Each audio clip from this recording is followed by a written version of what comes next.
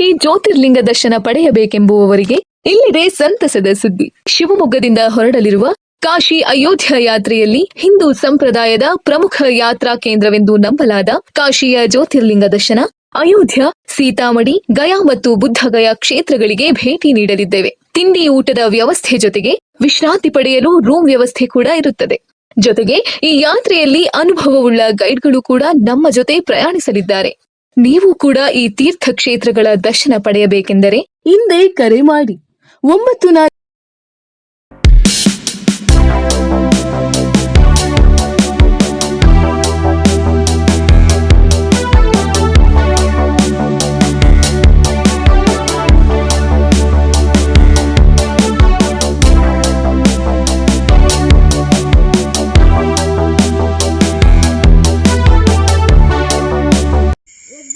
ಎದ್ದಕ್ಕೆ ಕುತ್ಕೊಂಡು ಹೋಗ್ಬೇಕು. ನೀನ್ ಎದ್ದು ನಡ್ಕೊಂತ ಹೋಗಿದ್ಯಾ?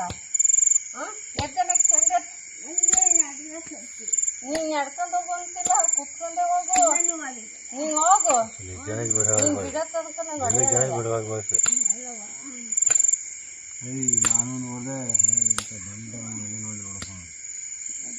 ಹೋಗಲ್ಲ ನೀನೀಗ. ನಿನಗೆ ಕೊಡ್ತೀರಾ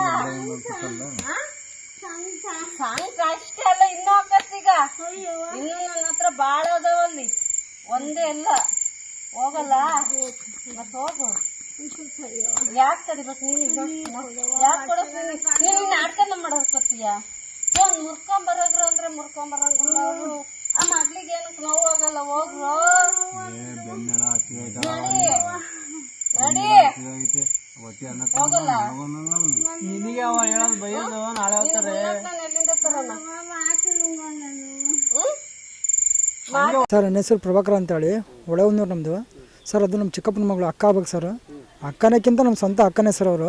ಅಂದರೆ ನಮಗೂ ಚೆನ್ನಾಗಿ ಇದು ಮಾಡೋದು ಸರ್. ಅವತ್ತೇನಂತು ಅಂದರೆ, ನಾನು ನಮ್ಮ ತಮ್ಮನೊಬ್ಬರಿಗೆ ಹುಷಾರಿದ್ದಿಲ್ಲ, ಜಮ್ರುಗಟ್ಟಿಗೆ ಕರ್ಕೊಂಡು ಹೋಗಿದ್ದೀವಿ ಅವತ್ತು.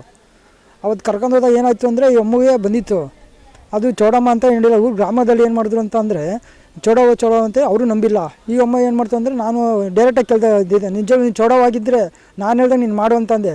ನನಗೆ ಹೆಂಗೆ ಬೇಕಂಗೆ ಹೊಡೆಯಕ್ಕೆ ಬಂತ, ನೀನು ಯಾರು ನೀನು ಹೊಡೆಯೋಕ್ಕೆ, ದೇವ್ರಿಗಿಂತ ದೊಡ್ಡರಲ್ಲ ಅಂತ ಅಂದರು. ಆಮೇಲೆ ನಮ್ಮ ಗ್ರಾಮ ದೇವತೆಗೆ ಹೆಂಗೆ ಬೇಕಂಗೆ ಮಾತಾಡ್ಬಿಟ್ಲು ಆಕೆ.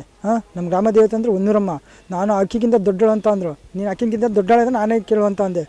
ಆಮೇಲೆ ಏನು ಮಾಡಿದ್ರು ಅಂದರೆ, ಆಕೆ ಎಲ್ಲರಿಗೂ ಓಡಿಸಿ ಬೀಗ ಹಾಕತ್ಬಿಟ್ಲು. ಆಮೇಲೆ ಯಾರೋ ದೊಡ್ಡ ವ್ಯಕ್ತಿ ಒಬ್ಬ ಗೌರವಸ್ಥರು ಬಂದರು ಊರಿಂದ, ಗ್ರಾಮಾಂತರ ದೊಡ್ಡ ವ್ಯಕ್ತಿ ಯಜಮಾನ್ರು ಬಂದು, ಹೆಂಗೆ ನೀನು ಅದು ದೇವಸ್ಥಾನಕ್ಕೆ ಬೀಗ ಹಾಕ್ತೆ ಅಂತೇಳಿ ಆಕೆಗೆ ಬೈದೆ. ಆಕೆನ ಕರ್ಕೊಂಡೋದ್ರು. ಅಲ್ಲಿ ಕರ್ಕೊಂಡು ಹೋದಾಗ ನಾವೇನು ಮಾಡಿ ಪೂಜೆ ಪುನಸ್ಕಾರ ಮಾಡ್ಕೊಂಡು ಬಂದ್ವಿ. ಬಂದಾಗ ಏನಾಯಿತು ಅಂತ ಅಂದರೆ, ಆಕಿನ ಅಲ್ಲಿ ಆಂಜನೇಯ ದೇವಸ್ಥಾನ ಐತೆ, ಅಲ್ಲಿ ಕರ್ಕೊಂಡೋದ್ರು. ಕರ್ಕೊಂಡು ನಿಜವೂ ನೀವು ಚೌಡವಾಗಿದ್ದರೆ ಅಲ್ಲಿ ಉಂಗುರ ಇಡ್ತೀನಿ ಹೋಗಿ ತಗಮ್ಮ ಅಂತ ಹೇಳಿದ್ರು. ಅಲ್ಲ ಅವಳು ದೇವರಲ್ಲ, ಅವಳು ಭೂತಿ ಆಕೆ.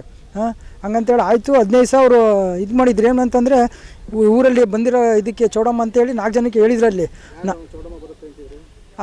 ಅವಳೇ ಹುಡ್ಕೊಂಡಿರೋದು, ಅದು ಆಶಾ ಅಂತೇಳಿ.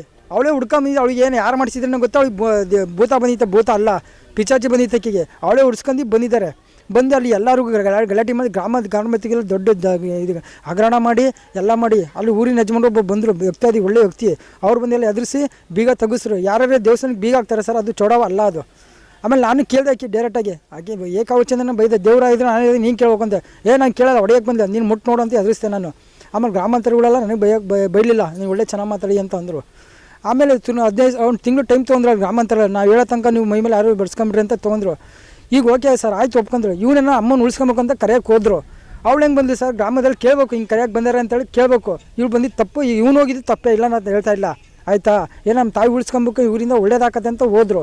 ಅವಳು ಹೆಂಗೆ ಬಂದ್ರಿ ಸರ್, ಅವರು ಜನಕ್ಕೆ ಕೇಳ್ಕೊಂಡು ಬರಬೇಕಾಯ್ತು, ಆಯಿತಾ? ಹಿಂಗೆಲ್ಲ ಆದಮೇಲೆ ಓಕೆ. ಘಟನೆ ಏನೈತೆ ಅಂದರೆ ಸರ್, ನಮಗೂ ಗೊತ್ತಿದ್ದಿಲ್ಲ ಸರ್. ನಾವು ಬೆಳಗಿನ ಜಾವ 5:00 ಫೋನ್ ಬಂತು. ನಾವು ಹೊಳೆನೂರು ಆಸ್ಪತ್ರೆ ಗೌರ್ಮೆಂಟ್ ಆಸ್ಪತ್ರೆಗೆ ಕರ್ಕೊಂಬಂದರು. ಹಿಂಗೆ ಹುಷಾರಿಲ್ಲ ಅಂತೇಳಿ ಕರ್ಕೊಂಬಂದರು. ಅಲ್ಲಿ ಬಂದಮೇಲೆ ನಮಗೆ ಏನು ಮ್ಯಾಟ್ರಾಗಿ ಗೊತ್ತಿದ್ದಿಲ್ಲ. ಸ್ವಲ್ಪ ನಮ್ಮ ಅಕ್ಕರಿಗೆ ಹುಷಾರಿದ್ದಿದ್ದಿಲ್ಲ. ಅವ್ರು ಏನು ಮಾಡಿದ್ರೆ, ರಾತ್ರಿ 8 ಗಂಟೆನೋ ಊಟಕ್ಕೆ ಮಾಡ್ತೀನಿ ಅಂತ ಹೋದ್ರಂತೆ. ಉಣ್ಣಕ್ಕೂ ಮಾಡಿಲ್ಲ ಅಂತೆ. ಅವ್ರ ಮಗ ಇದ್ದನು ಕರ್ಕೊಂಡು ಹೋದ.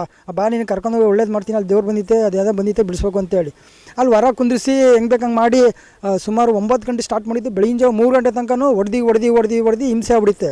ಅವರು ಈಗ ಮೈಮೇಲೆ ದೇವ್ರು ಐತೆ ಅಂತ ಅವ್ರಿಗೆ ಗೊತ್ತಾಗಿಲ್ಲ, ಇಲ್ಲ ಅಂತ ಗೊತ್ತಿದೆ. ಮತ್ತು ಅವ್ರು ಹೊಡಿತಾರೆ ಅಂದಮೇಲೆ ಹೇಳಲೇಬೇಕಾಗುತ್ತೆ. ಈಗ ನನಗಾಗಲಿ ಹೊಡೆದ್ರೆ ದೇವ್ ಐತೆ, ಬಿಡ್ರಿ ನಾನು ನೀರು ಕೊಡ್ರಿ ಅನ್ನ ಕೊಡ್ರಿ ಅಂದ್ರೂ ಕೊಡ್ತಾಯಿಲ್ಲ ಅಂತೆ. ಅವಳು ಇದ್ದಾಳೆ ಮೈ ಮೇಲೆ ಬಂದಿರ್ತಾಳೆ, ನೀನು ನೀರು ಕೊಡೋಣ ಅನ್ನನೂ ಕೊಡಲ್ಲ, ನೀನು ಹೇಳು ಅಂತ ಹೇಳು ಅಂತಂದರೆ ಮತ್ತು ಹೇಳಲೇಬೇಕು, ಸುಳ್ಳು ಹೇಳಲೇಬೇಕು.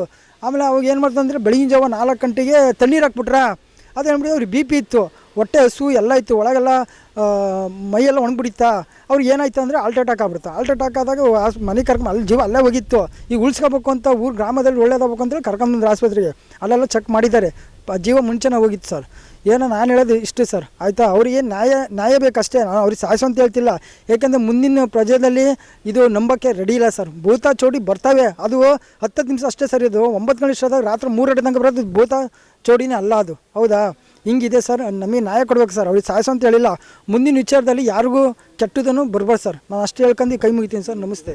ನಮ್ಮ ಹೆಸರು ಪ್ರಭಾಕರ್ ಅಂತೇಳಿ ಸರ್.